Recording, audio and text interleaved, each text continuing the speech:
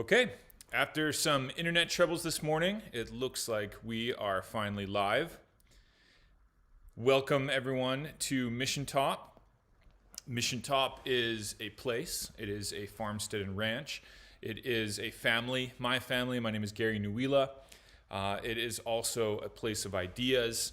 It is a living, breathing organism, you could say. We've talked about how it's a kingdom, it's an identity.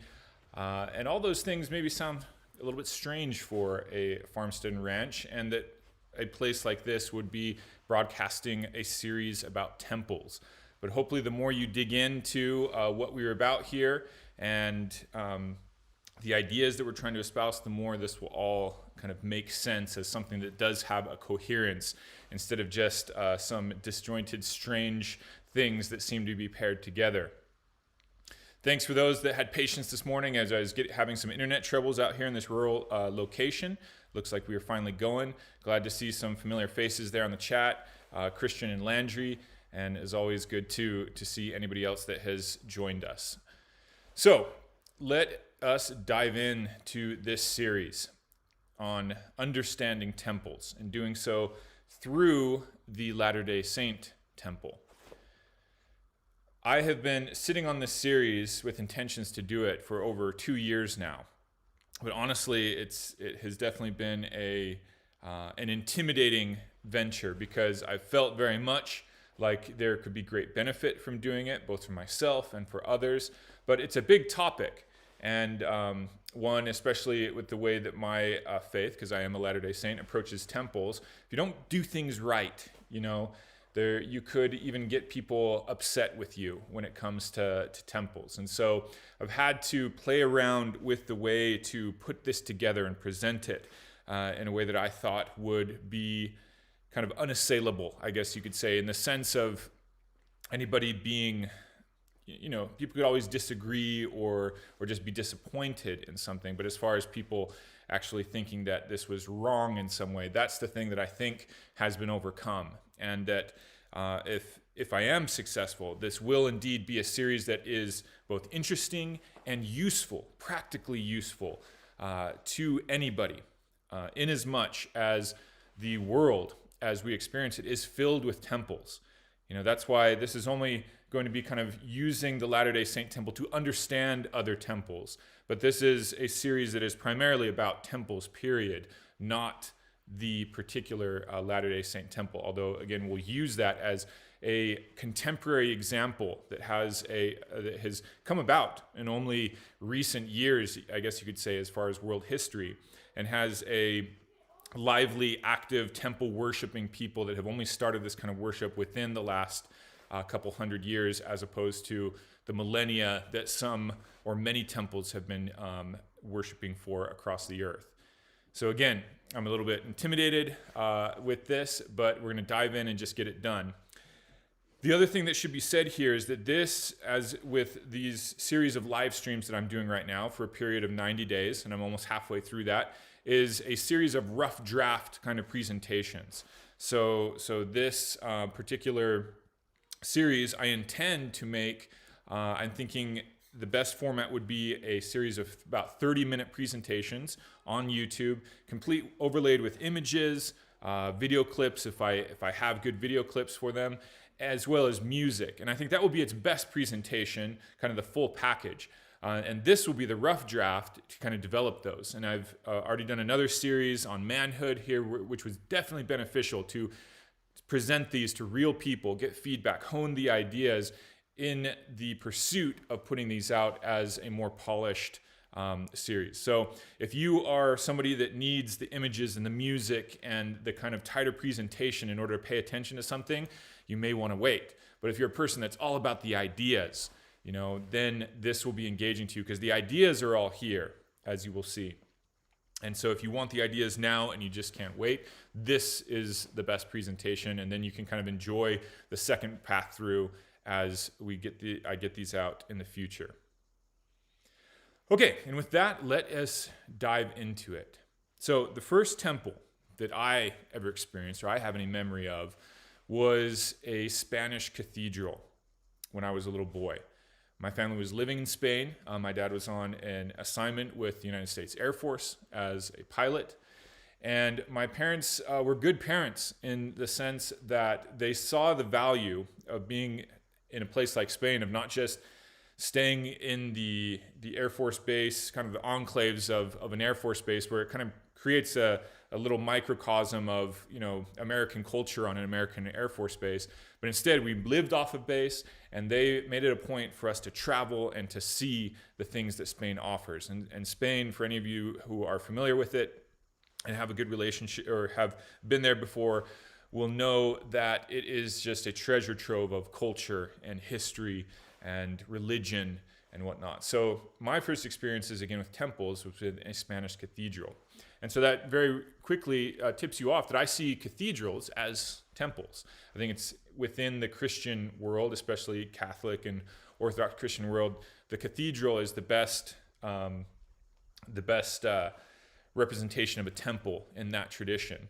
And even some cathedrals or basilicas, such as the Sagrada Familia, also in Spain and Barcelona, even when I've been to them, even call themselves temples in kind of their presentation of how they present themselves to the world. So that first experience, I'm probably conglomerating a number of those first experiences, because I saw many of them, but that's what stands in my mind as the first overwhelming kind of environment that is a temple, of entering into there and seeing the sights, the smells, because incense, is a big part of any cathedral and most temples, it turns out, across the earth. So you have incense, you have, all sorts of visuals, and the statues, the stained glass, the overarching architecture, and then there's an ornateness, especially to many cathedrals there in Europe. Oftentimes there's music playing, there's a number of people, and as you go through it, it's undoubtedly interesting, even to a little boy, but it is also undoubtedly overwhelming.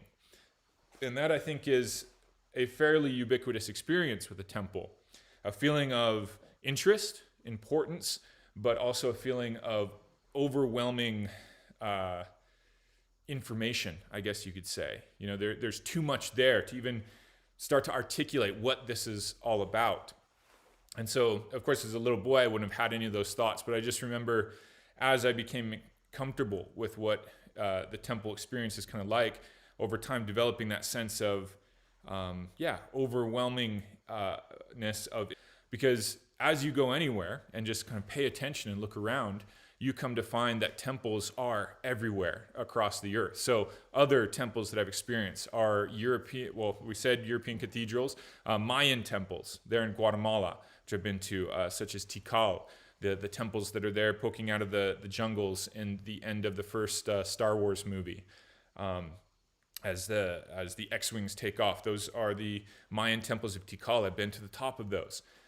Okay, there's the Roman temples and the Greek temples that you also find, particularly Roman ones, throughout Europe in different places. Bath is the one of the most recent Roman temples I've been to in Europe, in the UK there. But yes, Greek temples, which are more focused in Greece. Many of us have experienced Egyptian temples, if not in Egypt, because I've never been to Egypt, but in museums and documentaries. Okay, the Jewish temple is one that I have tried to study and understand, and is kind of one of the most important temples in the consciousness of humanity, in as much as the Hebrew culture and religion, grew out and influenced, the great, the overwhelming majority, I guess you could say, of people and their religious backgrounds to the earth, in as much as it experienced, Judaism, obviously, but also Christianity and Islam.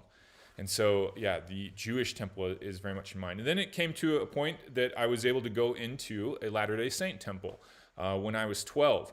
Because as children, you don't just get to go into Latter-day Saint temples. You have to wait till a certain age. And even when at that age, 12, you're only at this limited part of the temple. And so you have to wait until later to get the full temple experience as a Latter-day Saint. We'll explain why in later parts of this. So I started experiencing the Latter-day Saint temple, although I'd, of course, been to many, been on the exterior and the grounds of many. And then it was at that point after that I started realizing how much more broader this category of temples really was, because being in the UK and going around there, I started realizing stone circles are also, I think, best seen, or maybe not best seen, but can very easily be categorized as temples. And they share the traits of other temples across the world. So Stonehenge, being the one that's most in people's minds. But I have to say, maybe my favorite stone circles were on the Orkney Islands, a little bit north of Scotland, mainland Scotland, where you have to take a ferry to the islands, and just this gorgeous green island setting there on the Orkneys, and there is this kind of ritual complex, you could say, a couple stone circles by these two bodies of water, and this narrow neck of water that separates these bodies of water with a stone circle on each side. And from what they've been able to discover, other ritual sites all around there, as well as one of the earliest kind of Stone Age civilizations we've unearthed very close to there, called Skara Brae. And so when you combine kind of that whole ritual complex of which I would all kind of group into the category temple, that is one of my favorites, just as far as the environment and kind of the power, the aura that you feel being there, an incredible environment. Then you start realizing, as if your interest in temples grows as mine does, as you kind of witness all these temples in Western civilization, that they're all there in other civilization as well, right? Hindu temples, shaped in the very same ways, with the very same concepts within them. One that surprised me was encountering cave paintings there on the northern coast of Spain and southern France, where, when it comes to cave paintings, it's very hard to say exactly what was going on there, because we're talking about time frames of 10,000, 18,000, 20,000, 30,000, 40,000 years ago, they think. Of course, these are all guesstimates on timings with there. But when you get the little hints of what might these places have been, and the reason, there are those images in there, again, temple very much came to mind, maybe proto-temple or something to that extent, with cave paintings. From there, when you go deeper into history, you encounter the Mesopotamian temples, the ziggurats that are some of the first temples documented that mankind has, and then such as the Temple of Babylon. And then you have, all across the Orient, you have Buddhist temples and other temples all across the various cultures of the Orient. And then let's not forget also, there are mountains.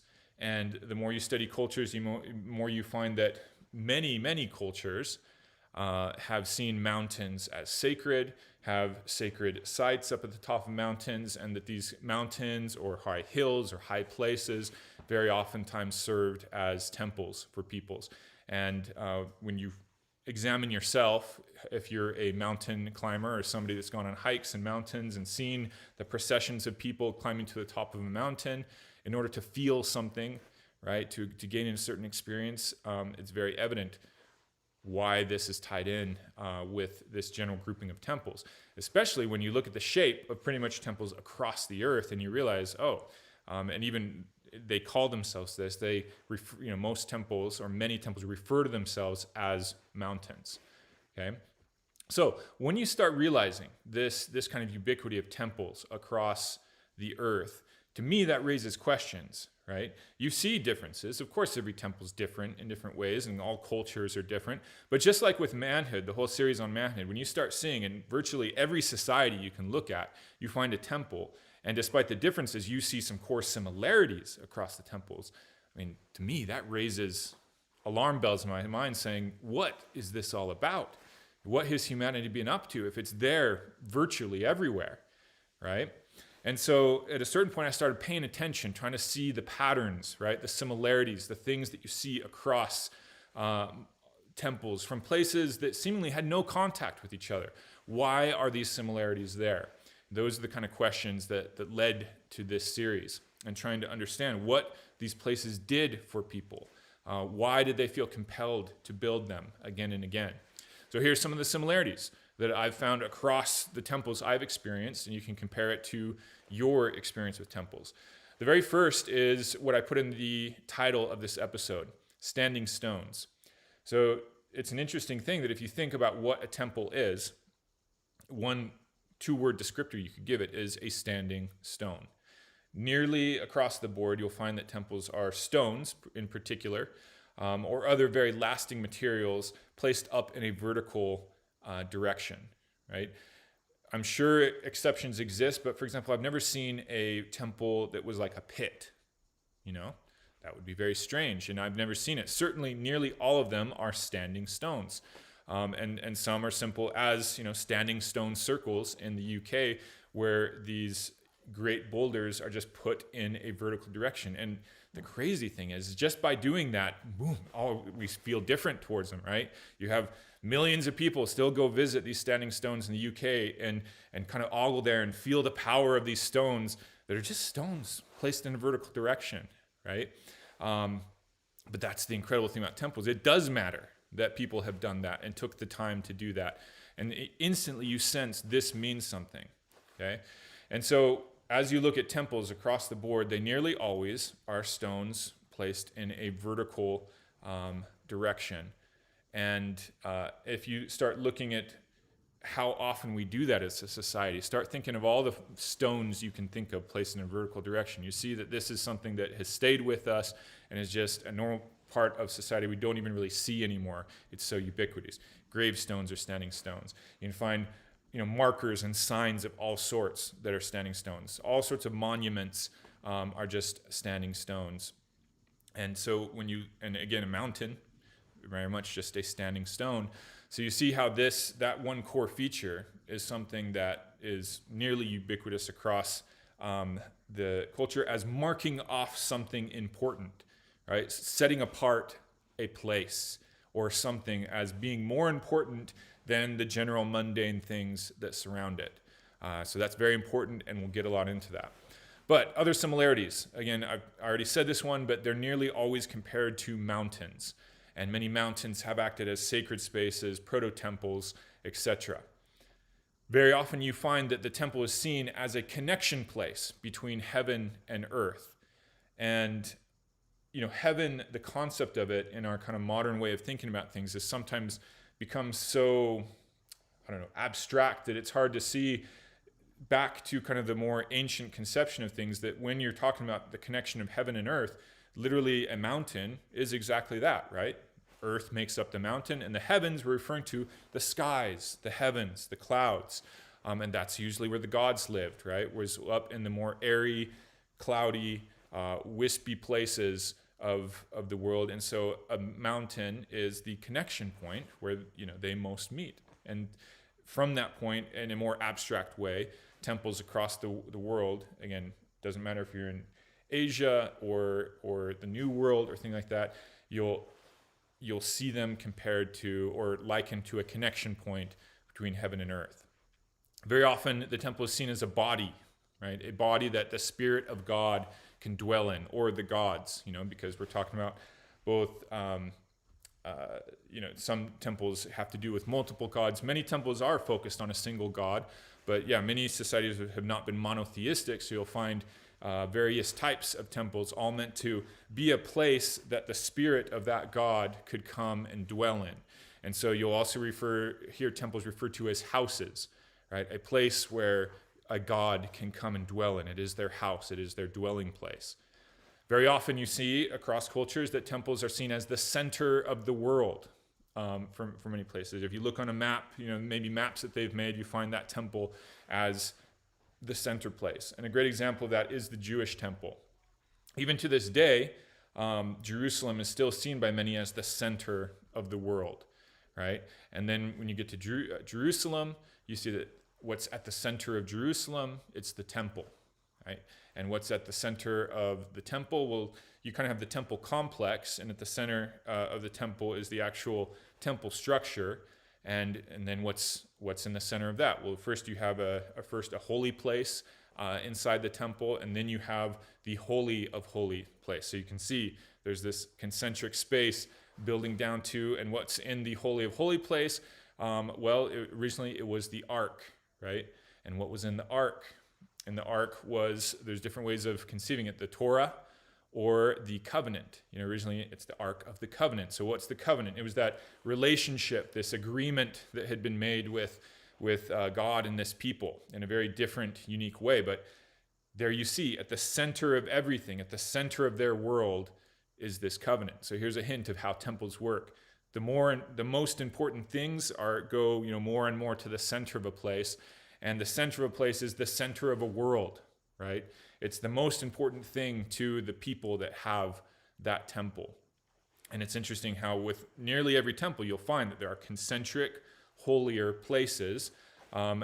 If you are looking at a temple from above, you're going into the center of the temple. But also realize that a lot of temples, if you're looking at it from above, look at it from the side now, and what is it? It's a mountain. So as you go to the center of a mountain, what's also happening? You're going up higher up the mountain. And so usually these holy spaces are seen as, further up and further in, to borrow a phrase, I believe, from C.S. Lewis. And as you go further up and further into these temples, you find the holier things, the more central things of a people. So ultimately, these temples are often talked about as if they contain the fundamental patterns of reality. They're a map, So it's not just a container for something like God's Spirit, but it's also a map to show you what reality is. It's a map of meaning, if you will. And we're going to do a whole episode just on how temples are a map of meaning. So I already said they're concentric spaces as you go into a temple, and very often this means that they take the form of a mandala. And so the mandalas are kind of more associated with Eastern culture, but a mandala is basically circles or squares formed into concentric kind of spaces within the mandala. And oftentimes, flowery patterns or sometimes are used, but in essence, it's concentric spaces of circles and squares primarily, leading to, an axis or something at the very center of that mandala. And as you go to temples across the world and you look at them from above, many look like mandalas, even in places that don't have a concept like a mandala. Okay, also across the board, you find temples are nearly always beautiful. It'd be very weird to find a ugly, temple. And if it was, well, maybe it'd be a temple to a different kind of spirit, of which I'm sure those have been made from time to time as well. But almost ubiquitously, you find that temples have great effort has been put in to make them beautiful, and they have been built at great time and expense. So isn't that interesting that, across the world, temples have never been seen as cheap. I've never found a single one like that. They're always built to last, and oftentimes have taken hundreds of years to build. And even today, we're doing it. The Sagrada Familia, been in construction over 100 years, still not done, right? And many cathedrals took decades, and some places, they think took over, not just decades, but maybe hundreds of years to build these places. And so interesting that across the world, you find that's the characteristic of temples. And in that, you can see that there's something in that is being made to last, to endure, to be passed on to who? To posterity, right? It's kind of a container. It's a technology, if you want to see it that way.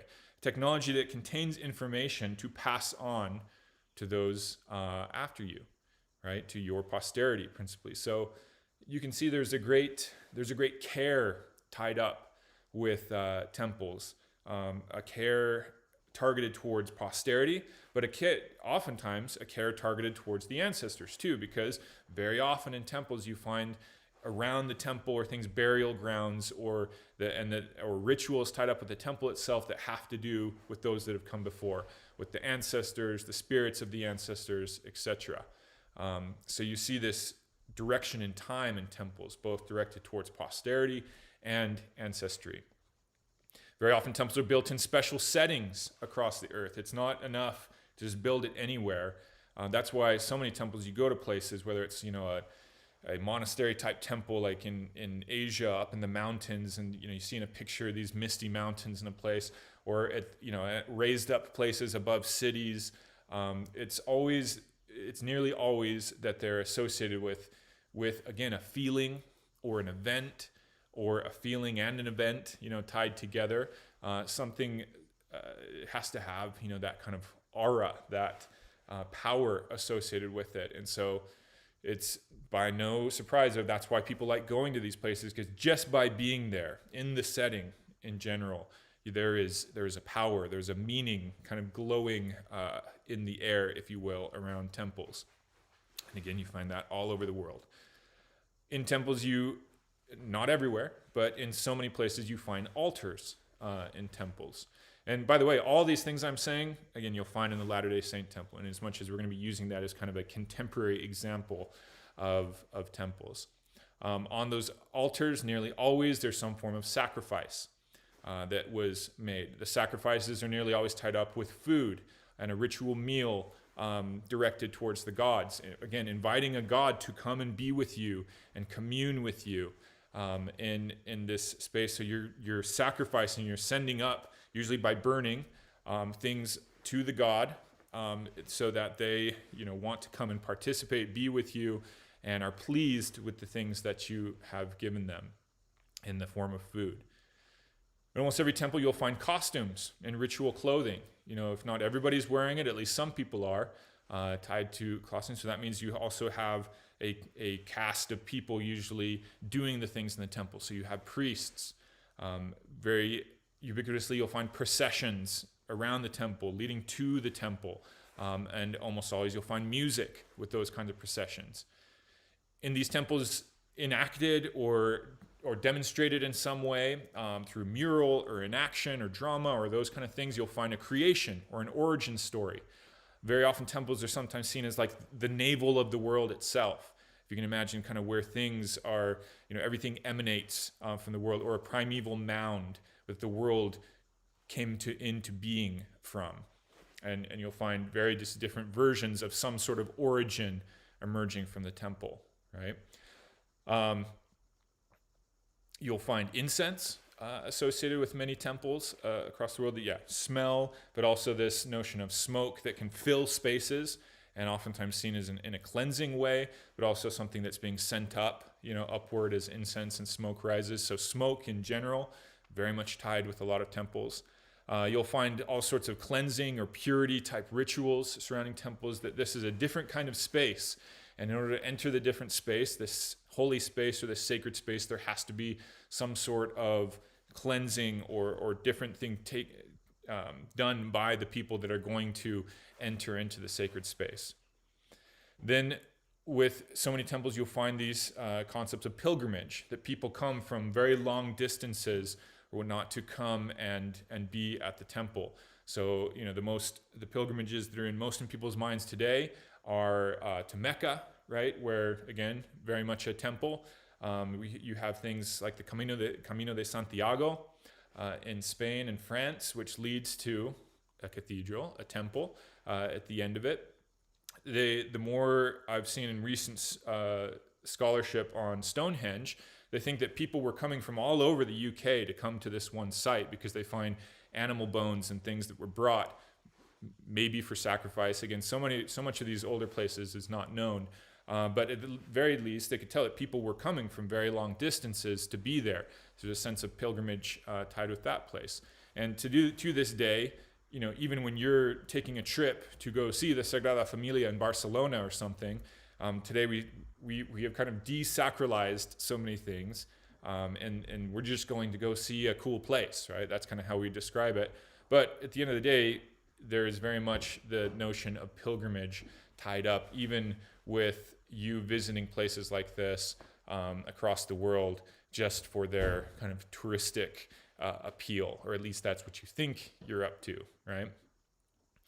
And lastly, the thing I'm going to point out about that you find across the board with these temples is the initiations, right? Initiations into being part, usually, of a people. The way that a people is defined, but also the way that you become part of that people in a way that they fully see you as participants in that. And so a lot of these common features we're going to try to get into and explain and say, why are they everywhere on the earth? Again, you won't find probably the full list in every temple and every place on the earth, but the interesting thing is how many, groupings of these patterns of features you do find at so many temples. And even just having gone through it, the next time you're at a temple, which should be more easily to identify now, you can start seeing these kind of things, the concentric spaces, the mountain shape, the altar. Look for the altar. It's nearly always there, right? And again, I hope that arises in your mind thinking, why is there an altar here in a cathedral in Spain? And there's also, an altar over here in the New World, that supposedly didn't have any contact with Spain for thousands of years or whatever until, 1492 or not, or after that. And those are very interesting questions, aren't they? Having now pointed out all these old temples that surround us, here's something I want you to consider, again, in this introductory episode, is we're actually still building temples, still participating in them. Because if you look at this list of features that I just gave you, and you say, what else in our world has these kinds of features? Again, things built at great expense, places for people to come together on their festival and communion, costumes, ritual food, pilgrimages, things like that. And there's actually quite a bit of things in our world that fit those descriptors, and that in many ways serve our modern gods that we say, oh, we don't believe in, the gods or something like that. I don't even believe in any god. And let's look at the things that maybe betray the fact that we do believe in gods. Again, don't listen to what people say. Look at what people do is usually the way I like to look at it. So sports arenas first comes to mind in the world. Sports arenas is where you'll find all these kinds of ritual behaviors. Again, the music, the costumes, processions and parades, deities that are very much like the old deities in terms of some sort of being or something like that holds together the identity of a people, and that mascot or thing like that, somebody who plays out the deity in these places. The whole identity, your core identity tied up with these places, the way that sports stadiums are seen as sacred places. There's a great scene from Rudy, an American film about an American football player who had no talent but was able to make the Notre Dame football team, and that has a very much huge following of devoted people to that team, and his father coming to the stadium for the first time and saying this is a sacred space and having an awestruck experience being at the Notre Dame stadium, right? And so sports arenas very much fulfill this out.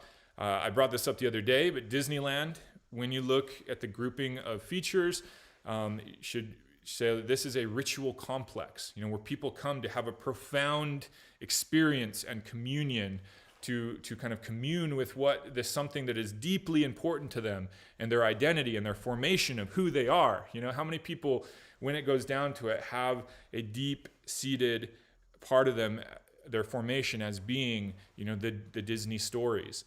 And then you see this disjunction because they want to live in these stories still. There's some way in which they want to find meaning in them, but they have to kind of live in the modern mindset of saying, oh, but it's all just make-believe and stuff, so I'll just go and it's just an amusement park. It's just for amusement. But again, the pilgrimage is there, the procession, the parade, the costumes, the communing with your gods, the ritual food, the potent kind of experiences that you're having there that kind of alter your mind state as you're going on these rides and things like that. So Disneyland, there you go. It's a temple complex. And if you look at the groupings of features, one that I say has kind of diminished and is on its way out, but was kind of the temple complex of my youth for the way that a society would commune, is the shopping mall, right? This was a place where people, it's funny when you look at it, but you would, at least as a teenager, you'd dress up to go to the shopping mall, and you'd engage in this activity that brings together the community in a communion. Again, the same kind of things. There's this the smells. If you think of the pretzel smell wafting through the American shopping mall, kind of, again, all tied up with the things that we cared about most. That was the center of society: the consumerism, the junk food, right? The buying, the dressing up in a certain way, the forming of an identity, right? That's what temples are all about, these formations of identities. And so I hope you see that, the American shopping mall there for the 80s and 90s was the place of communion. As sad as that thought is, I think is very much true. So what is it today? What are the kind of other places? How about, my wife or one of our kids said Cinnabon. That's the smell, the incense wafting through the American shopping mall is the Cinnabon smell. And everybody knows what that smell is and how it's tied to a potent experience, in the shopping mall. But even better than the shopping mall today would be these Comic-Con type events where people, again, dress up and go to commune. Everybody makes a pilgrimage. They make a point to all go there. They have it takes place in a convention center where they can have opportunities to commune and form a society, to commune with their gods, to dress up and invite the spirits of these gods to be with them.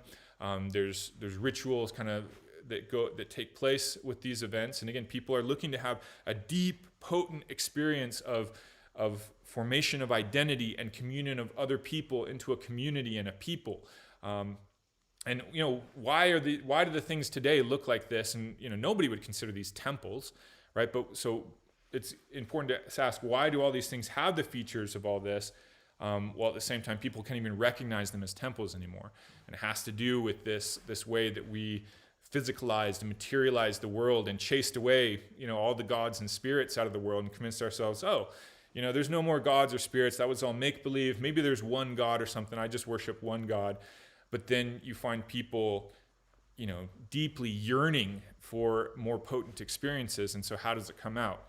It comes out through the Marvel Universe and through Harry Potter and whatnot, as they seek to do these things people have been doing for since time immemorial, in the ways of communing with what is most important to them. So Comic-Con. Concerts, very much the same thing. In the way that the concert brings together people to focus on an idol. We even call the person up there an idol, and the whole concert experience is they're focusing the crowd into a communion with this person. The whole stage and everything is set to focus you into that point. And you as people are all communing in the music, in the costume and the dress. Think how the rock star up there has to be dressed in ecstatic kind of clothing and costume and surrounded with lights and all this.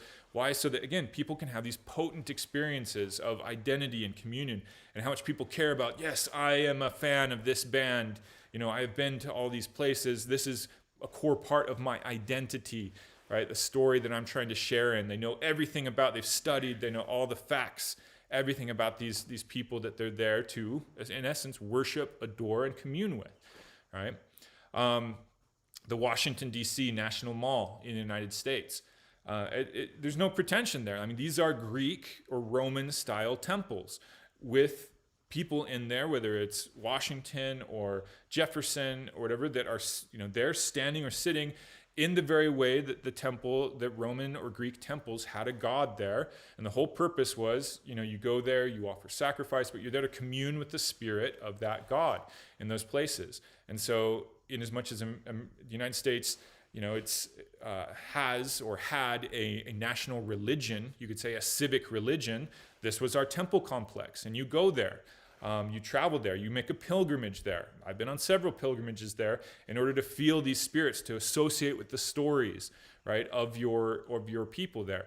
There in the center of the complex is this big Egyptian obelisk, right? Just like you'd find at Egyptian temples. It's the Washington Monument.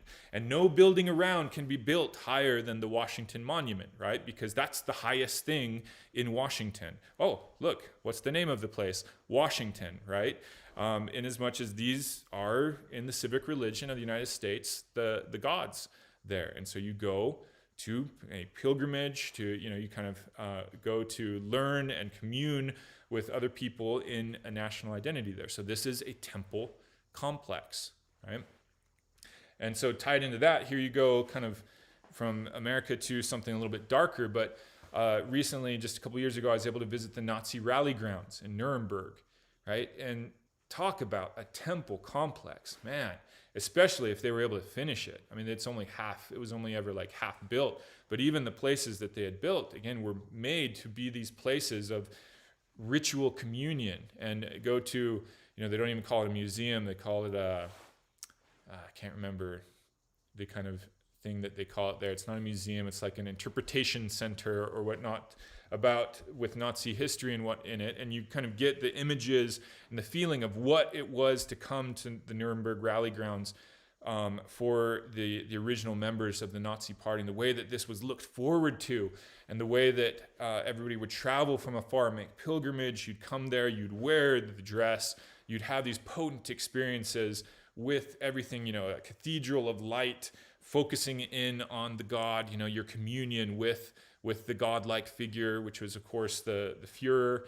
And again, you see, we do this. This is not stuff that we can get rid of as far as the way that we approach temples. And so I invite you to, if you can go there someday, go there, so you can kind of just feel. It makes you very much appreciate, in a world that was quickly being more and more devoid of meaning, why so many people would be caught up with something so potent and powerful as going to that kind of ritual complex and engaging in high ritual there in worship of deity and communion and formation of a society, right? Beyond this, you can just look around and see all sorts of monuments, to lesser degrees, of course, but take on these kinds of features, temple-like features, wherever a monument is built. And look what happens there. Usually not ongoing, but at certain times of years. Take like Gettysburg, the battlefield of Gettysburg, is kind of seen as a sacred place in the United States. And people will go there, and what do? They put on costume, they reenact stories, they tie themselves in. It's not enough to just go there and kind of learn about it. They've got to participate in it. And it helps them to, again, form into an identity. So you see that happening very often with monuments. There'll be rituals and music and costume, etc., tied up with monuments, and whatever that monument stands for, because it mostly is standing up like a stone in various formations, as monuments do. Universities have become, in many ways, temples. At least I wish they were more like temples of learning. A lot of them have turned to more look like factories and tech campuses and things like that. But you look at what they used to be, and you could see the temple-like features. Again, you see the ritual in the graduations and whatnot in these places of learning. So universities have those features. But in general, any place where ritual establishes the fundamental identity of a people, their origins, their identity, their core, that maps out what you should care about, what you should aspire to be, right? These are temples, and we continue to have them. It's interesting because one that kind of came to the fore as I was talking about this with my wife is the American National Park. Okay, as much as the United States and America has been tied up with these beautiful spaces and these wilderness things that have been preserved, the national park and people's experience with it has a lot of the markers of ritual in terms or of temples, and with the pilgrimage, with the kind of participation in the spirit of nature and the way that people approach it. You can see it very much in the national parks as well. Okay, so why have I kind of give you this intro? The biggest intro is to kind of hopefully whet your palate to help you to see how much this is ingrained in society. Like, I'm obviously focusing a lot on American society, but wherever you are in the world, I know some of you are in the UK, in Europe, in Australia, hopefully there's some of you in Asia too. Wherever you look, you will look out there and you can see temples. And immediately after seeing this, you already have more tools to kind of give you some hints at what these places are all about as you kind of start thinking, well, what do we do there? How are they used? And then to see the more modern versions of temples that we're participating in without even knowing it in society. Maybe you can help me to see other examples of the way that people participate in temple-like ritual and pilgrimage and adoration and costume and music and all these things that have been there, veneration of gods and communion with gods.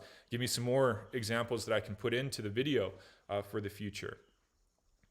Okay, so as far as what I'm going to cover in this series, here are some of the general kind of themes. I'm going to be trying to approach these as half-an-hour episodes, but here are some of the kind of episode titles. So one would be temples as maps of meaning, or maps of the cosmos, or a map of reality. That would be one. We're going to approach temples as adult play, okay? Not in that kind of, erotic adult kind of way. It's kind of unfortunate that we call, associate adult with that kind of thing. But adult play is, and then think of like a playground for adults, that we look at children and we see that play is intimately tied up with the development of children. Well, maybe in the development of human beings, right, play never became unimportant, but it just grew up, if you will. And so we're going to talk about temples as playgrounds, okay? And hopefully that kind of piques interest, like, how would that be the case? We're going to look at temples as center places that make peoples, as axes, an axis of the world around which everything emanates and which around everything turns, okay? In which the people can go to form back into a people periodically. We're going to talk about temples as Plato's cave. Okay, if you know the story of Plato's cave, very famous in philosophy, we're going to talk about how the kind of features of that story of temples, of Plato's cave, is very much tied into the kind of rituals that are taking place in temples, and I will be able to directly tie it to the kind of rituals that take place in the Latter-day Saint temple. We're going to talk about temples as places of patterns of living. How, the purpose of a temple is not just to go there and get the right facts or qualify someday to go to heaven or something like that. Temples are meant to be places where you participate in patterns, right? Patterns of reality. As we said, they're kind of a map of reality, but it's more than like you just go and look at the map and you're like, okay, I've seen the map. It's more like you go and you participate in the map of reality. It gives you the patterns of living, of the way things work in the world, so that you can then, you ultimately have to usually leave the sacred space and take these patterns with you, and what you're expected to do is apply those patterns into life. And so we'll talk about how that process works. Okay, we'll talk about places that form you into several different layers of being. Okay, so a temple is a place that tells you who you are, where you came from, right? Where you belong, what you should aspire to, right? But also, as we've talked a lot in these series about different layers of being, like what different layers of being do you belong to? So the temple might tell you who you are as far as who you are as a person and kind of what you should aspire to, but also what are you a greater part of? A people, a family, etc. And the temple might actually make you part of that person, or that greater being or person or family. Certainly temples are places to associate you with a god. So we'll talk about that. We'll talk about temples as portals, right? They're portals, places, again, see it as a place where you walk in through that temple and you're supposed to be in a different place, a different world, okay? And by enacting the things going on in the temple, you can reach a different world, a different state of being, if you will. So temples are portals. Temples you can see as symbolic worlds or a symbolic language. So you go there, again, you participate in this, and most of the things around you are meant to contain just volumes of information. Symbols are what are capable of containing just volumes of information within very compact things, such as the word mountain, right? We're going to explore how the word mountain contains volumes of information and volumes of experience. We'll start seeing how temples are this symbolic language that you can interact with, if you will, and kind of then be able to go out and see more of these features, these symbols within the world, and the way you can interact with them in the world. Places are almost always seen, again, as this union of heaven and earth, but also of the masculine and feminine, even in the ways that we've been talking about it over these series. So we'll be able to see how across the world and in the Latter-day Saint temple, there's various ways in which the temple is a meeting place of the masculine and feminine, of heaven and earth, right? So we'll also see temples as being the presentation places of the story which you're invited to live in, a fundamental story. Again, that's the easiest way to think of that is something like cosplay, or going to a place where you're presented with a story, in essence, that you can then participate in and kind of identify yourself and make sense of the world by. And so in temples, that's very much the case. You're presented with a fundamental story, a drama that you have a place in, right? And so again, you can leave the temple and see how you are participating in this great origin story or grand drama that's going on in the world around you, but now you can see it in ways that you didn't before. We're going to go through the basic structure of the rituals of the Latter-day Saint temple and show how these apply to all these things. We'll get into a minute why I chose to particularly use the Latter-day Saint temple and what I expect to accomplish through that.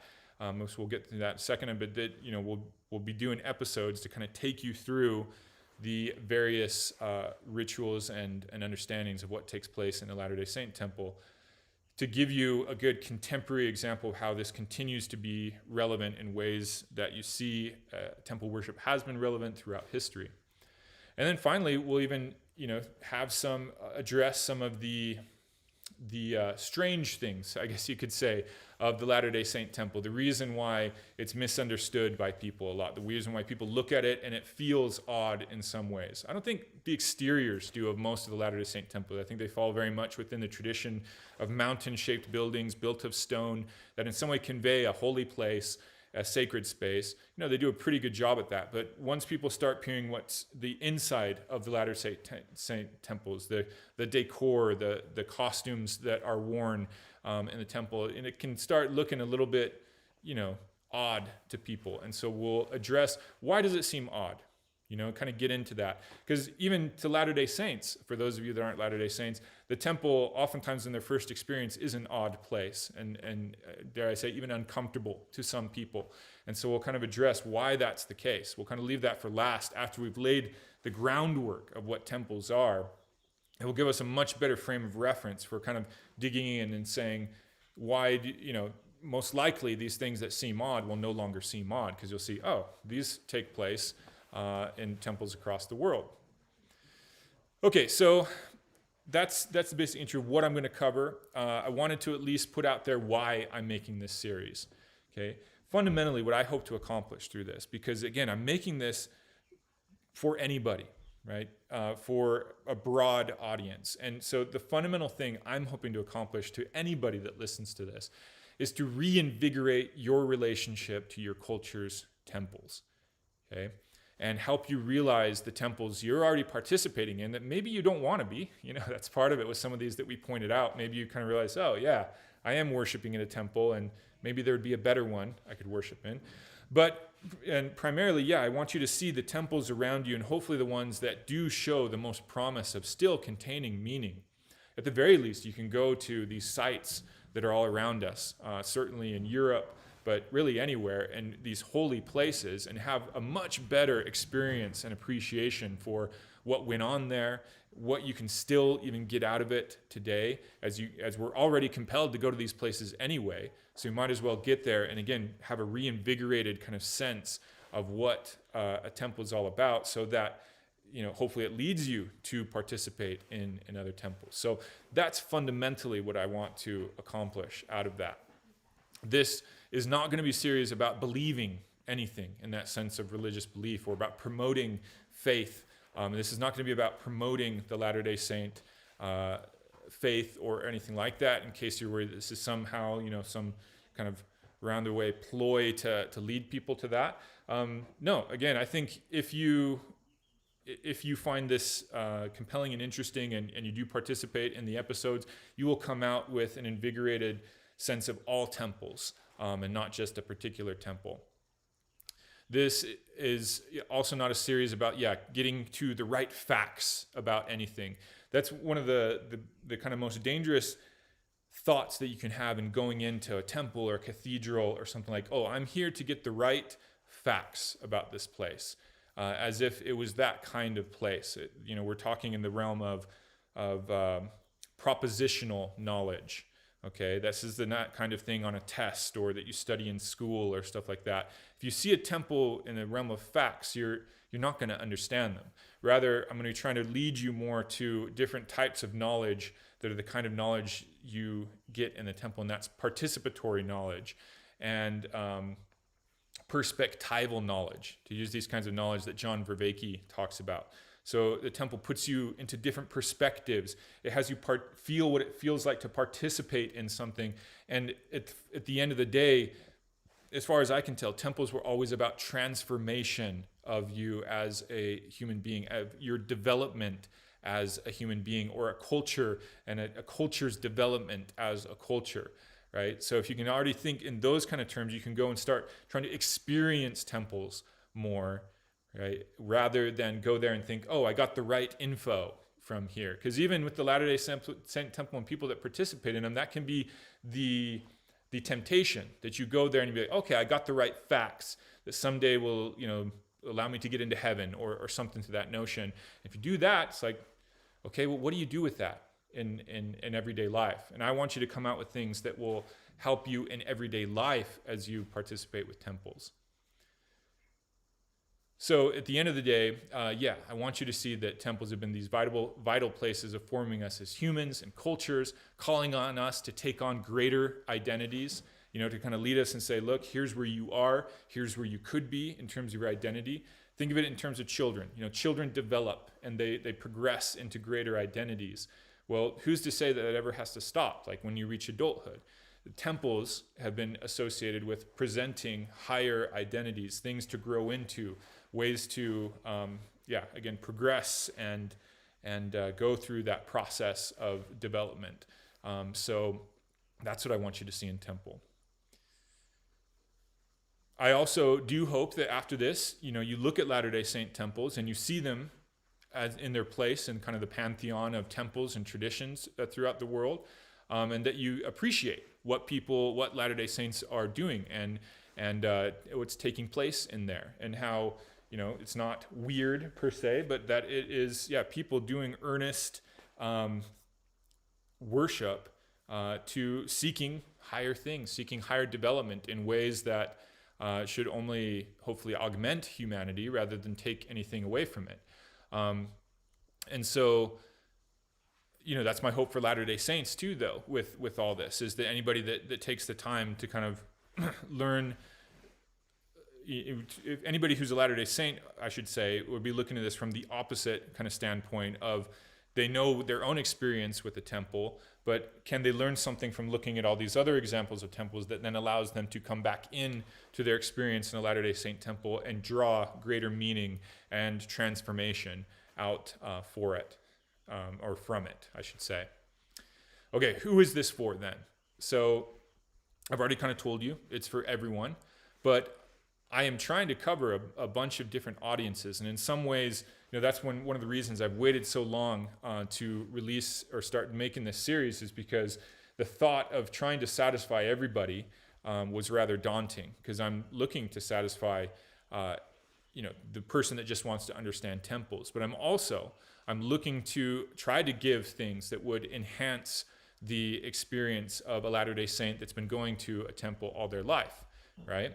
And so, those are very different people, obviously. Can I give something that's both satisfactory to both? I actually, maybe this sounds conceited, but I think there will be that for both of these groups. And at the end of the day, who I'm also trying to reach is my own children. The Latter-day Saint temple, there's already built into our culture is a sense of preparation for the temple. Even there's, classes that you'll take before you go to the temple. They're called temple prep classes. And, to be honest, I've always found those fairly lacking, at least to what I think would best prepare people for the temple. So this series will be very much what I would hope, or is my efforts to make a temple preparation class, if you will, for my very own children, give them the kind of information that I think would, from the get-go, enhance and help them to make sense of their experience in a temple. And in a large way, we've already been experienced that in life, but by me taking them to other temples around the world and trying to pull out what they've been about. But so it's also for my children.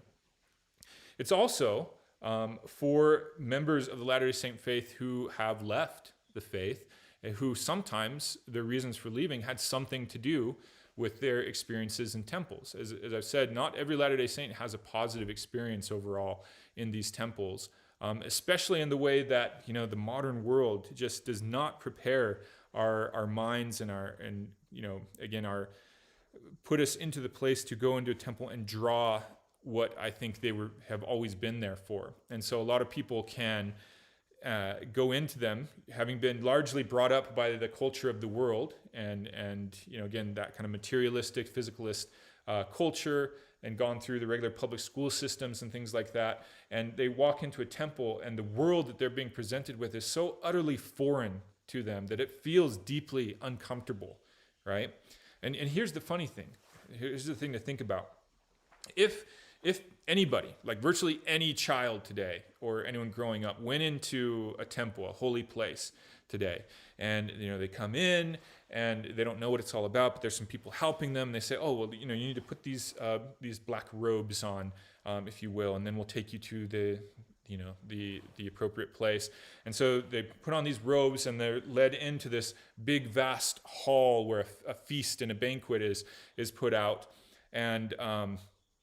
And they look around at what's going on. There's some people seated at the front of the hall. There's a lot of people their age sitting at these tables, right? And they see there's a hat there at the front of the hall, and the hat kind of looks like it has a little face on it. And they sit down, and then the hat starts talking. They see some students being brought up there to the front, and this hat is talking to them. And suddenly they would realize, like, they would know exactly what's going on in this place, right? They would know exactly what's going on with this ritual. It's the sorting hat. I'm in Hogwarts. I'm in this world that I know everything about. I know exactly what's going on here. Everybody's being placed into a house, being given an identity.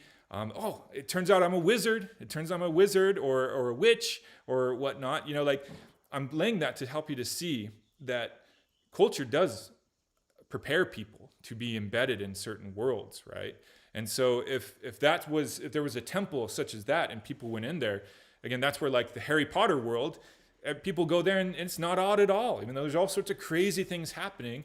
But the people that go there can commune and say, yes, I know exactly what's happening because they've read the holy texts, They know this world through and through. They've studied this world. They've embedded their whole mindset, their whole identity in this world, so they can go to Harry Potter land or whatever and drink the butter beer and commune with this deep world that they've longed for. Okay, well, take the temples, or like the Latter-day Saint temple. The world is biblical, mostly, right? And the world is, more than anything, it's really the Hebrew Bible, the Old Testament, that the world of the Latter-day Saint temple is built around. And so if you're deeply versed in that world, you come in, you're like, oh yeah, I get it. I see exactly what's happening here.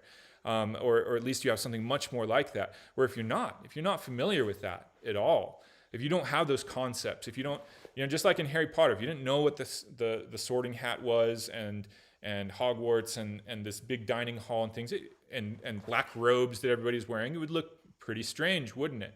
But if you're embedded in the world, boom, then you go there and you have this potent, deep experience of finally communing with this world that you have prepared yourself to participate in. This grand story, right? And that's what the Bible is, right? Is this grand world, as deep and as rich or richer than Lord of the Rings or Harry Potter or the Marvel Universe, but it's a much more difficult world to kind of reach that level of communion with. So hopefully this kind of illustrates why, temples of all sorts, but something like the Latter-day Saint temple could be something still today very odd, very disconcerting, where with some tweaks, with some background, with a more rich preparation into the nature of this world and this drama and this story that they're being thrust into in the temple, they can go in and have a potent, deep, profound experience of communing with other people, with God, etc. in the temple, right? So the Harry Potter example, I think, really cuts through and makes us realize the stories that we've embedded ourselves mostly in today's society, which I personally think is kind of sad. Okay. I think we're about to wrap it up. Just making sure that we've covered everything that we wanted to cover today.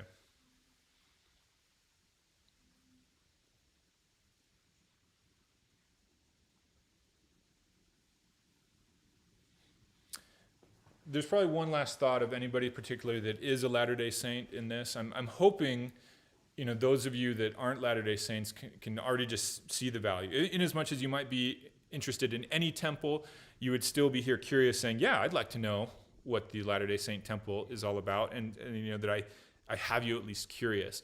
But the thing that is one of the bigger things that makes a series like this intimidating is that in the Latter-day Saint faith, people don't typically do stuff like this. And if you do, you need to be like a BYU professor or a leader like within the church and things like that. So there's some kind of caveats that I need to make clear in this as we end here. And one is that I will be making no claims, saying anything authoritative as far as the Latter-day Saint faith. So this is not that kind of series. And also, something that's particular about Latter-day Saints in the temples is that there's a notion of sacredness. There's kind of this notion, is it sacred or is it secret what goes on in Latter-day Saint temples? Most people would say sacred, but it kind of feels secret sometimes to both outsiders and insiders. And so there's this sense that you could say the wrong things or reveal too much, and which leads a lot of Latter-day Saints to kind of not talk much at all, even about their temples outside of the temples. And so there's probably a little bit of a feeling like, I hope this doesn't, kind of say too much or things like that. And so I wanted to at least address that and calm, hopefully, those fears. That the beautiful thing about temples of all sorts is that, the patterns that are within them, the key things, the most important things are all outside of temples. They're in the sacred books, they're in the Bible, they're in they're in patterns in movies and stories and whatnot. And so it's at that level that we're going to understand these temples, particularly, the rituals of the Latter-day Saint temple. I'll be able to show what they are through examples that all are things outside of the temple and examples from particularly the Bible, right? Whereas, there's particular things in the Latter-day Saint temple that people promise to keep secret, to promise to not reveal, I guess you could say. And the truth of it is, in the day of the internet, you could find out what all that is if you really wanted to. And so it's really more turned into a test of integrity of the people that commit not to reveal those things, rather than something that is actually hasn't been revealed to the world. Okay, so the thing I want to make clear is that I'm not even going to touch those kinds of things, because I've been a person that's been in there and said that I wouldn't discuss those kinds of things. And so I want to be a person of my word, as it will. And so again, I'm feeling very comfortable that there'll be ways of talking about everything we need to talk about that's relevant and interesting, and which, shows the Latter-day Saint temple for what it is, without having to get into those things and being an expose or anything like that as to the temple. So I wanted to make that clear, because I know, it makes some Latter-day Saints feel a little bit nervous in this regard. And so that's all I can say, is that I think that we can be very successful at that. And in the end, again, I find this, the main reason I'm led to do this is because I find all of this utterly fascinating. My own temples, but all the temples around the earth. I hope you felt that from me, and hope you feel, a bit of this excitement. But again, probably the biggest thing I want you to get is that I don't like to present anything that I don't feel has practical, useful, relevant value to everyday life. And so that's really where I'm going to be turning almost everything that we talk about, is helping give things that can actually help enhance and better your life, right? Wherever you may be, whatever culture you're in, and whatever temples surround you. And so that will fundamentally be my aim, and it's taken a couple years to put this together, but I think we should be successful at reaching that. At least that's my hope. So with that said, that is all I wanted to cover in this introductory episode. And I'm going to hit I see some of you are in there with the comments. So thank you for those that have been in the comments. So we're going to address those now. So this is kind of the end of the main body of today's presentation. I guess one more thing I should say is that future episodes of this will not come out like in a sequence every day.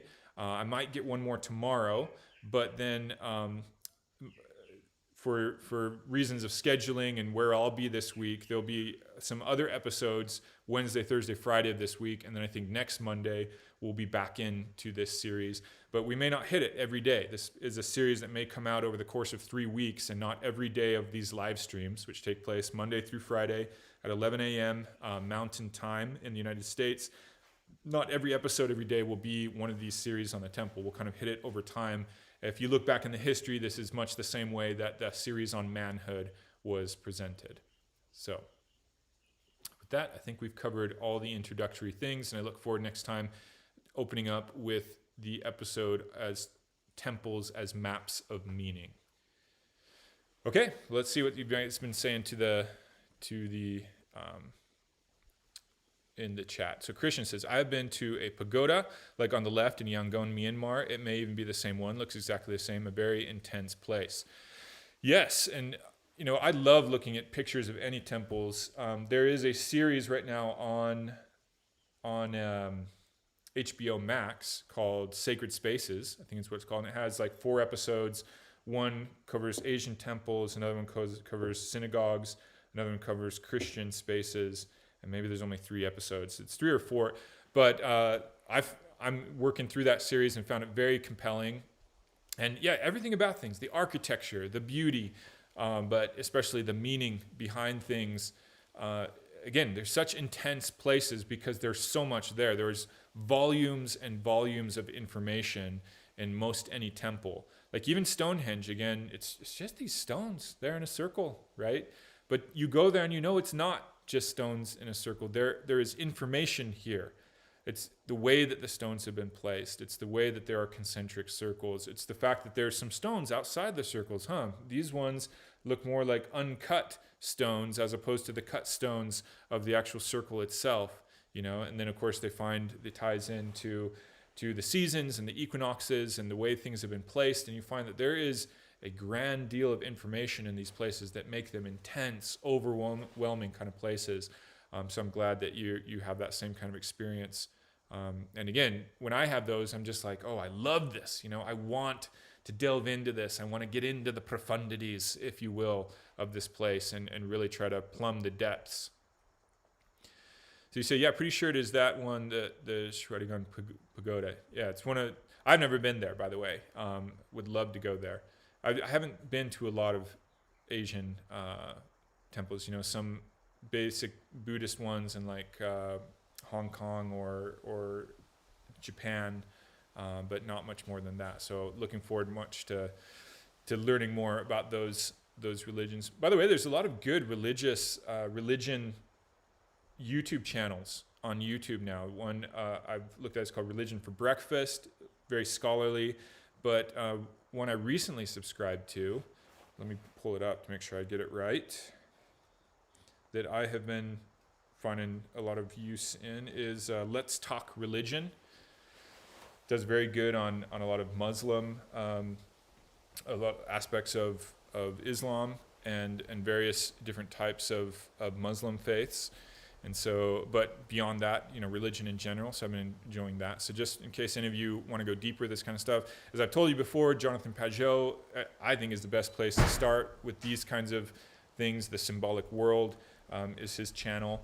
And it's particularly his brother Matthew's book, which is called The Language of Creation, which I'm still very much working through, trying to kind of get my mind behind all the concepts there. And if you have read that book or started into it, you'll see that many of the concepts that I'll be using to kind of interpret temples, if you will, have been drawn from that book and inspired by that book. But there are so many things that have influenced the way that I've tried to put together kind of a new package of information or new concepts about temples that, again, don't challenge any of the old concepts. They just enhance, right, for any of you Latter-day Saints.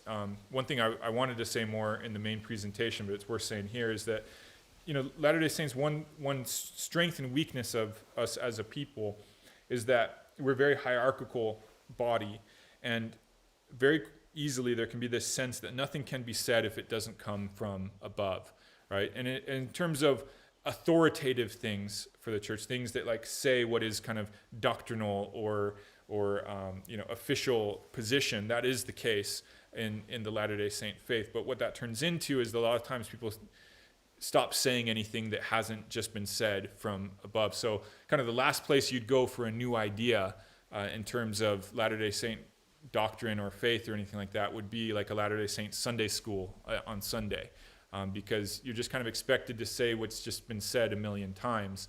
And if you say something in a different, it's not like, of course, you're not supposed to say anything wrong either, just challenge things. That's not the idea. But even just saying things in a different way, people kind of feel weird in that room. So this series, I'm very much not doing it in that kind of setting, because it's not that I'm challenging any ideas about temples, but I'm throwing in concepts that people haven't encountered before that I think just enhance understanding of temples.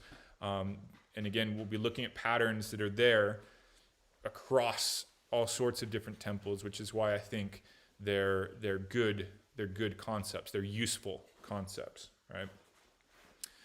Okay, Christian, you also say, notable exception to the mandala is cathedrals are in the shape of a cross from above. Yes, although, just look at it at the same thing of what's being accomplished there. So first of all, even in a cathedral shaped like a cross, there is kind of progressively holier places, right? There's, I know at least in Orthodox churches, which are a little bit different, I'm not sure they're always shaped in a cross. They might be a little bit different, but for certain, there's like different parts in a cathedral where, different people are allowed to be, leading up to kind of the space around the altar where you're only going to have, the bishop or the priest or the person with authority to be doing things. The altar itself is this raised space. And then the cross, when you think of what a cross is, a lot of people just think, oh, it's what Jesus was crucified on. But look at it as a symbol. Look at it as a structure. It's a vertical dimension, right? And then it's a horizontal dimension. And anytime you see things like that, you should be thinking already this notion of union of two complementary kind of opposites, the kind of things we bring up all the time, heaven and earth, masculine and feminine. And then where's Christ, right? Well, he's right at the center. And so in the structure of a cathedral, you still have the same kind of idea as a mandala or a concentric space, which is, you have these kind of different spaces that represent different things, but at the intersection of all of them, at the center place is the most important thing. And so, it's a little bit different style, different way of doing it, but it's accomplishing the same thing. Anyway, again, this is the kind of stuff I love. That's where it's kind of cool to see how a mandala is accomplishing somewhat the same thing as a cross, but just in different ways, right? Christian, you also say, do you have a size at which something would be a temple? For instance, would my local church building be a temple and not a full cathedral? And that's where the more you have all these kinds of features that we went over, the more it fits better into the category of temple, if it only has some of them. And so like a regular person's church, of course, people aren't making like pilgrimage to that church per se. And they're not, there's basic ritual tied up with it, in as much as, the mass or the communion or that kind of thing is maybe administered there. But there's probably other rituals and things like that are only done in the kind of the fuller temples and whatnot. So the more that places have, again, more of the features, I think the more, and it's all a matter of degree. These aren't things that I think there's like, some clear demarcations of what makes a temple and what doesn't. You can almost see, something like a parish church that, as I understand it, belongs to a greater organization of which there's a cathedral, it's just kind of a member of that greater body. So you could say in some ways it is a temple as much as it's part of this greater thing, but in other ways it's not a temple in as much as it's kind of not the full grand center place where the richest ritual and pilgrimage and all those things are taking place. So I hope you can kind of feel that out in terms of matter of degree.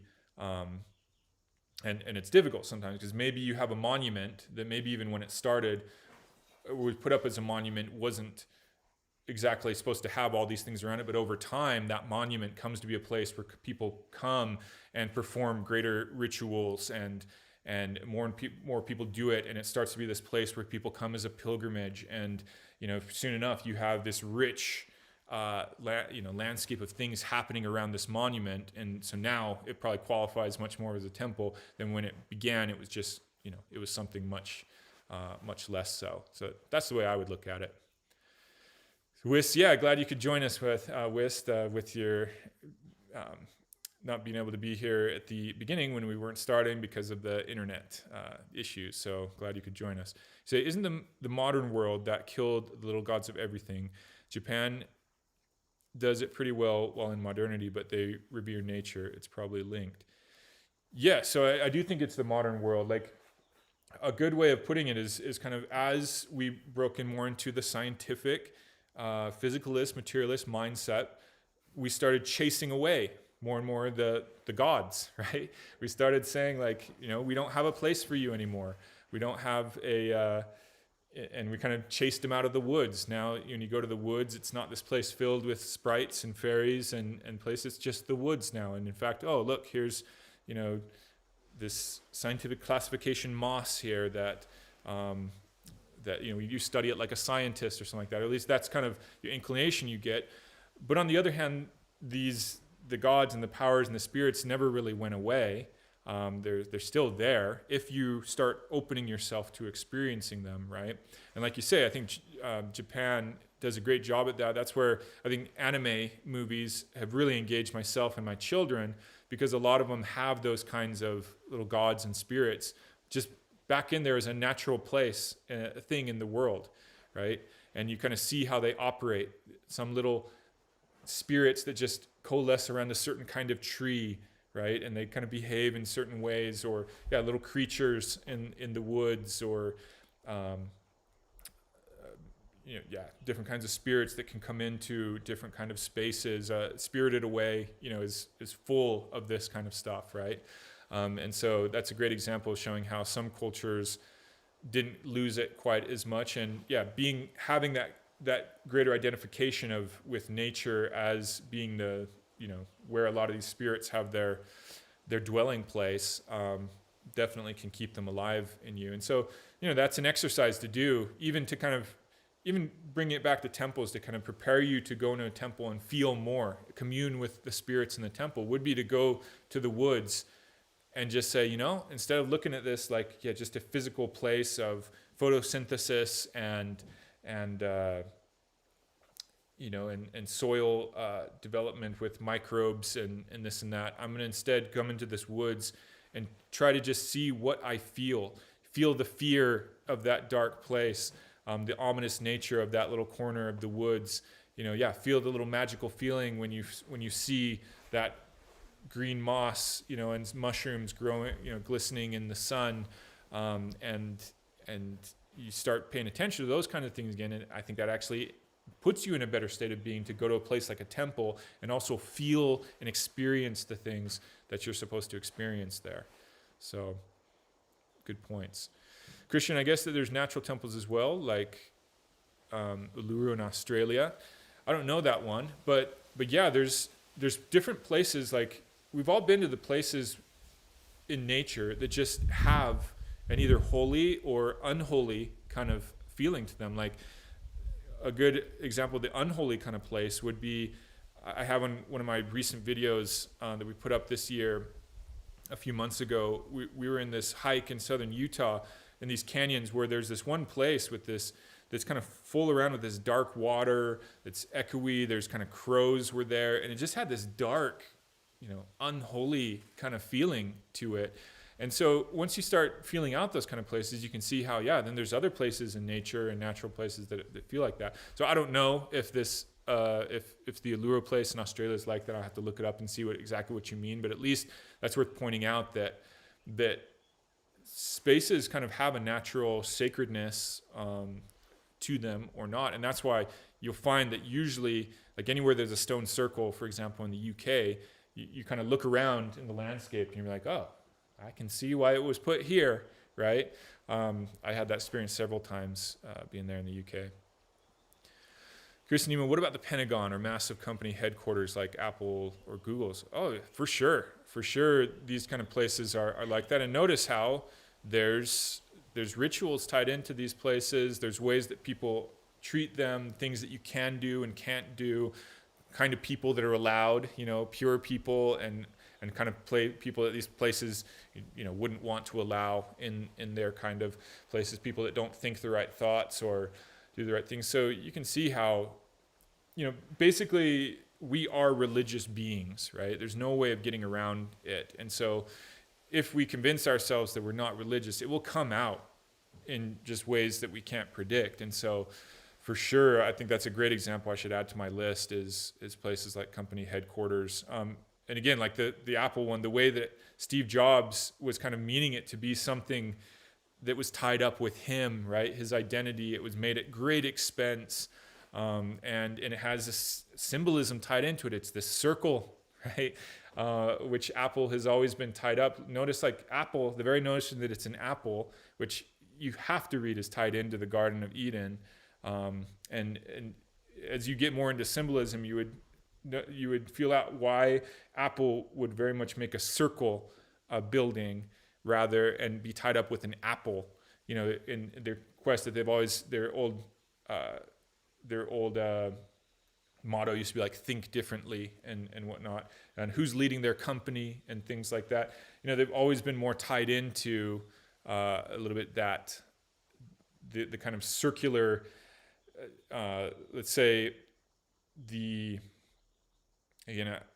I have concepts that I want to get into, but they would take too long to explain. So just think of it like the Ouroboros, which is the serpent that eats its tail formed into a circle. That's a symbol you see like across humanity, and there's a reason that's a circle as opposed to a lot of temples. There's some that are circles, but a lot are squares and circles or square-shaped things. Square is much more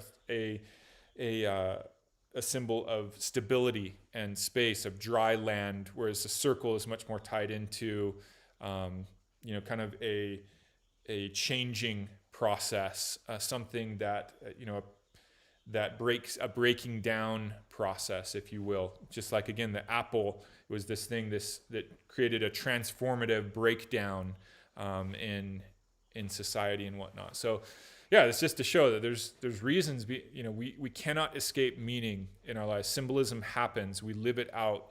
Meaning infuses the world and our actions and what we do in it. And the more we can kind of see them, the more, the world becomes alive, even a place like a company headquarters. So Christian, Gary, thanks so much again for spending your time and teaching us cool stuff.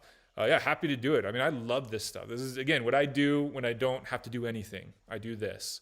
I compile this kind of stuff and think about it. So I enjoy being here and presenting it for what it's worth. In Myanmar, the people are really impoverished, but that pagoda is surrounded in a coating of gold that is replaced every 4 years to retain its brilliance. People will give so much to a temple. Yes, and you see that with cathedrals, right? With these stories about how, the people were all decrepit, but they built this opulent space. But that's where, again, we look at it in terms of just like its material value and how much time it took to extract that thing and work to put into it in our way that we kind of think in a modern society. But we don't realize, people will do things like that, or like with the stone circles, they'll drag stones, in a difficult process that had to have taken months or years of great effort and toil and sweat and food to pay people to do it and planning and all this. People will do it because it was all tied in with meaning, right? And that is what the currency that people have usually wanted most of, and the one that we have more money, currency in our pockets, but since we have less meaning, we're left feeling empty, right? So you can see why even a decrepit, poor people would say it's worth it to do that, because the gold is tied into making something meaningful that they get to participate in. And even the act of doing it is, that's one feature I should have said more, is that,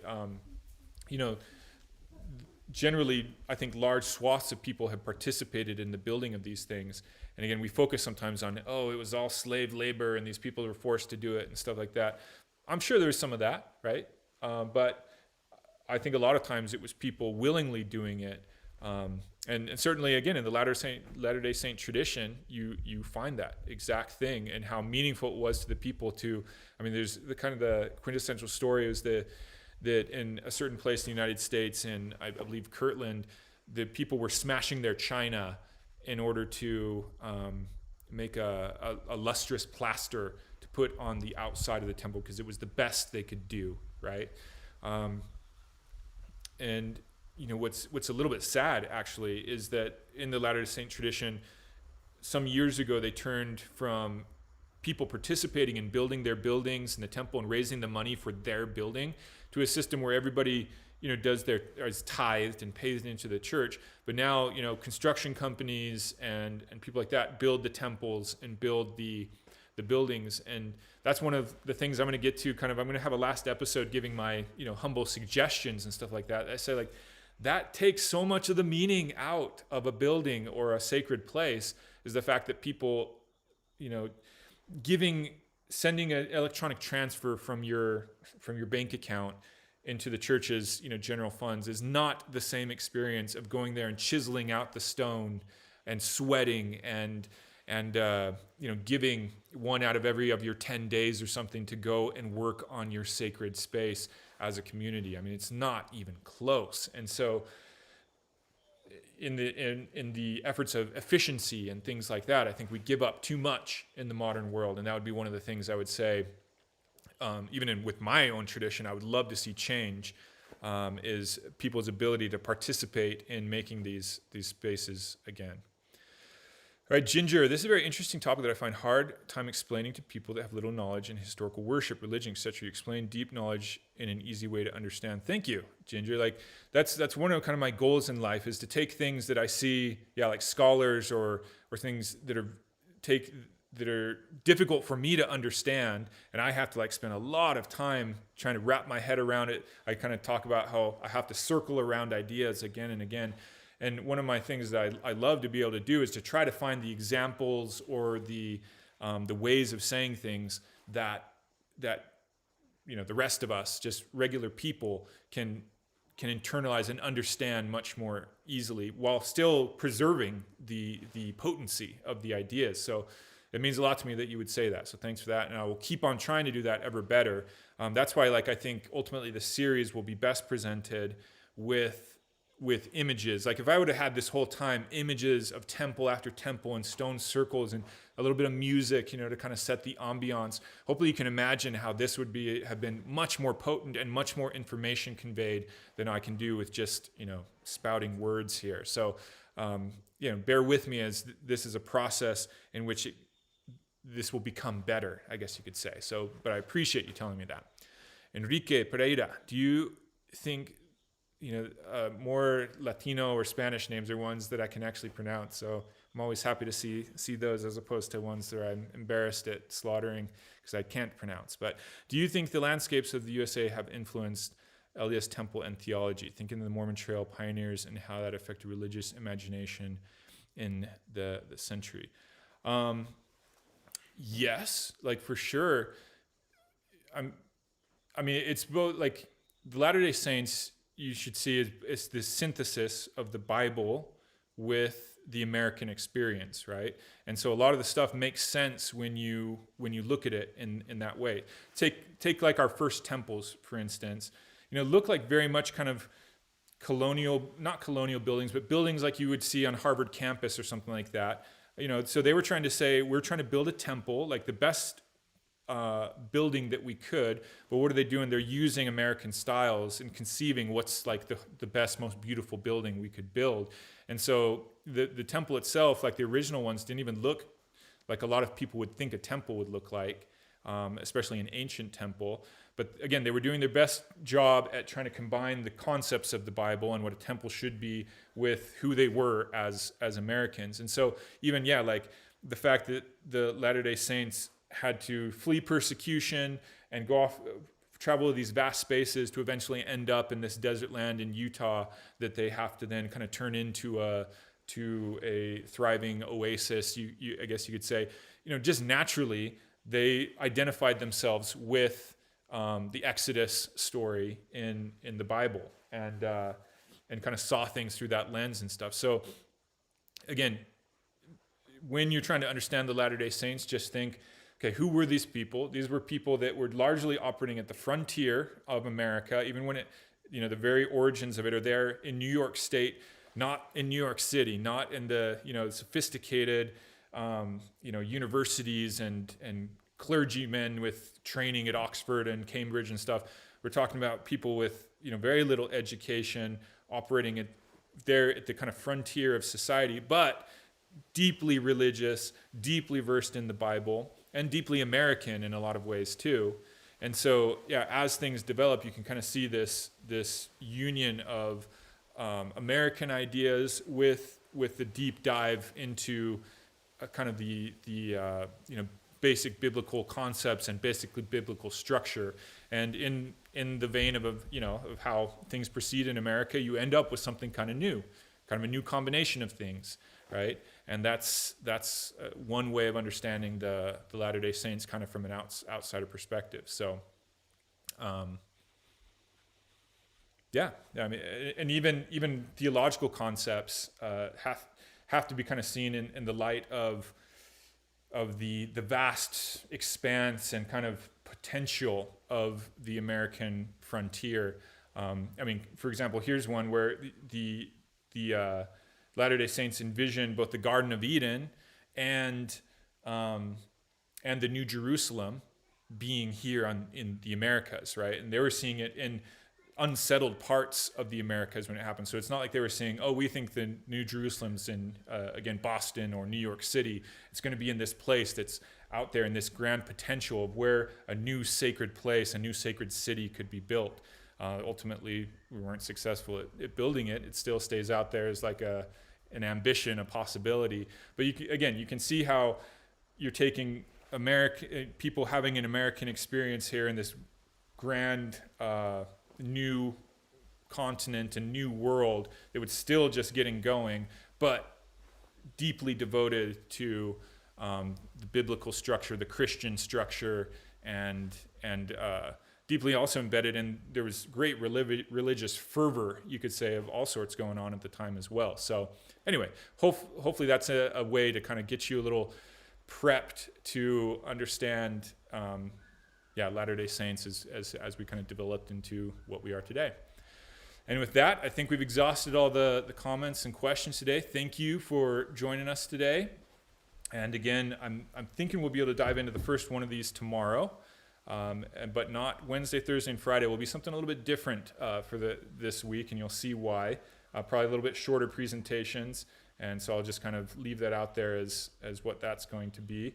And then we'll probably pick up the next episodes next week in this series. So thank you, and this is Gary signing off from Mission Top. Hope to see you back next time.